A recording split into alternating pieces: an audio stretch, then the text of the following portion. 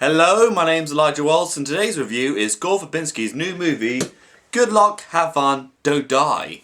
The movie follows Sam Rockwell as a man from the future who holds a diner hostage so he can recruit a ragtag of team members to essentially destroy AI before AI destroys civilization. The film director Gore Verbinski pretty much owned the 2000s, not just with his breakout film The Ring, but pretty much cemented himself into essentially a Hollywood legend with the Pirates of the Caribbean trilogy, or at least the first three films, from the original Curse of Black Pearl to all the way to World's End. And of course, he capped off the success in 2011 with his Oscar-winning movie Rango, which is so far his only time he had won an Oscar.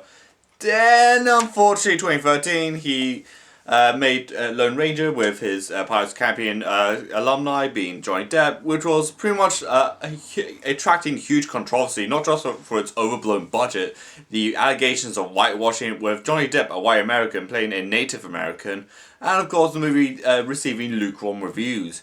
Then, what felt like for many people to be the final nail in the coffin was the movie Cure for Wellness in 2017. Despite the film's mixed reception and some of a niche cult following, the film did so poorly in the box office, ultimately it got pulled out from cinemas for 2 weeks, which of course unfortunately led to Gore Verbinski pretty much being out of Hollywood for now nearly a decade, until Good Luck, Have Fun and Don't Die comes along. And already, right out of the gate, when the film's trailer officially came out, he was pretty much right out of the gate that he was very critical of generative AI and its role on social media, and as well as effects on children. But also, he began to be very critical on the state of Hollywood, not just of its over-reliance on superhero movies, which has been a prevalent case 5 years ago, but also its weird logic on special effects, given in mind that Pirates of the Caribbean has aged remarkably well, given its special effects. And he also did comment that today's special effects are meant to emulate more of a video game rather than realism. What the movie did remind me of is two series, being Black Mirror, which is on Netflix, which again, if you don't know Black Mirror, then you've been living under a rock for some time, but for Black Mirror, it's basically about the pessimistic look into futuristic technologies, but in a way that is just very dystopian. And there's also, very surprisingly, the Eric Andre show, because it's basically a bizarre, campy, and almost really scrappy look on on human behavior and society and how it could break down all that. But it was done in a way. Pretty much, there's some sketches like him as a Google mascot and Eric Andre auditioning for a cereal mascot. But it kind of reminds me of that for some reason. But it is just I think it boils down to a case that it's a weird, scrappy, bizarre world, and you all are embracing it about that one character. And he almost dresses, and also Sam Rockwell's character dresses up like something out of the Eric Andre show.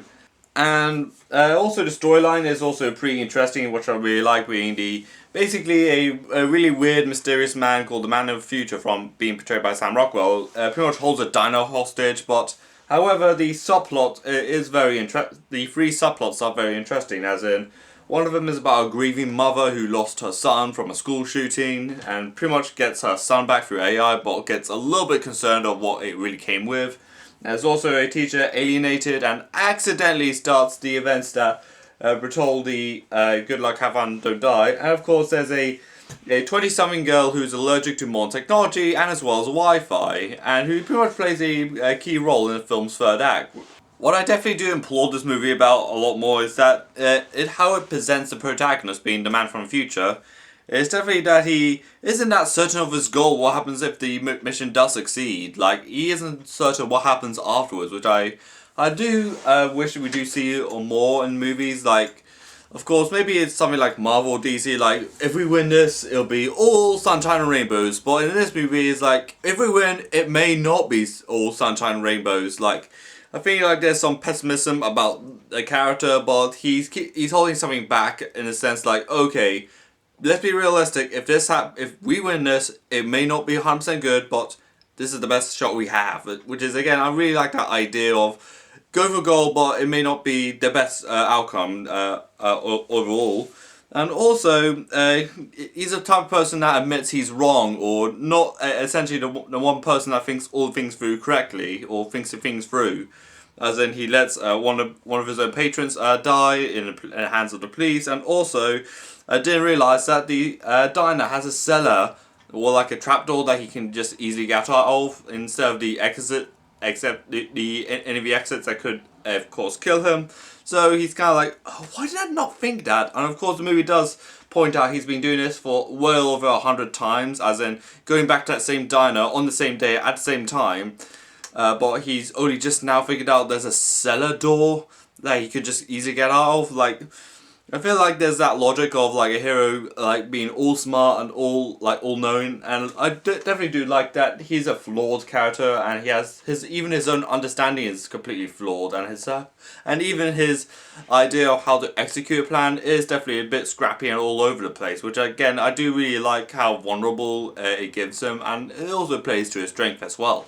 And of course, the movie is about AI, and the movie does have a lot of baggage and a lot of thoughts and ideas being put about AI. Not just it acknowledges the rise of AI and how it's easily on everyone's hands now, but it's also how people were submissive about it until it's too late, and also the effects on children, particularly in the school where they're all on their phones and they're all like being a bit generalistic about things like, oh, Anna Kendrick, is that a million years old? Isn't that just a movie or something? I can't read it. And also how it affects not just children but vulnerable adults like the girl who's allergic to Wi-Fi and modern technologies, and as well as the woman who just lost her son from a school shooting and has her son back, but with a lot of alterations about that as well. And of course the movie is also pulling out AI's biggest strength being distraction of what's happening around him, as in like, oh, there's this, oh, there's that, like. AI's big goal is just to distract people from what is actually happening in the real world, to the point it's just a really gawking and just a pretty grim subplot that may understandably bum a lot of people out, but it's definitely done it to somewhat of a massively comedic manner. Like there was that one scene near the end of the film where they'll come across the AI creation, or hopefully not done by AI, but hopefully done by CGI artists, of a cat who's also a big dinosaur and also has hoofs for legs like horses, which again does dwell into this brain rot alley of like social media, which I'm hoping will come to an end very soon, like motion capture animation.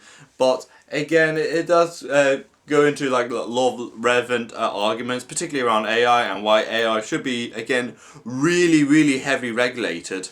Good Luck, Have Fun and Don't Die is definitely a bonkers movie from a director who's known for being somewhat bonkers and idiosyncratic, as in, yes, he did Pirates of the Caribbean, yes he did Rango, yes he did Lone Ranger and The Ring and Cure for Wellness, but this is definitely a return for form, particularly he's been out of action for nearly a decade, and the movie's relevant discussion about AI and its frank talk on its threat on civilization, and of course the input on humanity as a whole.